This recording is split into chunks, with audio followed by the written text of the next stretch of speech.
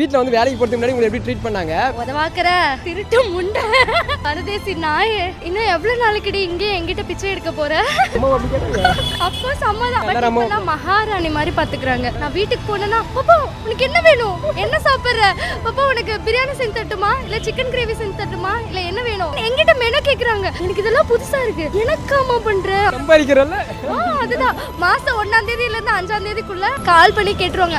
பாப்பா இந்த மாதிரி காசு வேணும், அதுக்கு காசு வேணும், இதுக்கு காசு வேணும் அப்படின்னு கேட்டுருவாங்க. சோ அந்த டிஃபரன்ஸ் ரொம்பவே அதிகமா இருக்கு. ஆனா நான் சம்பாதிக்கிறதுக்கு முன்னாடி ரொம்ப திட்டினாங்க. நீ எல்லாம் வந்து திருந்தவே மாட்ட, நீ எல்லாம் உருப்பட மாட்ட, இப்படியே தான் நீ இருக்க போற, இப்படியே தான் சாக போற, அப்படியே தான் சொல்லுவாங்க. உருப்பட மாட்ட, திருந்த மாட்ட, இந்த வார்த்தையெல்லாம் கேட்டு கேட்டு எனக்கே ஹோப் போயிரும் ப்ரோ.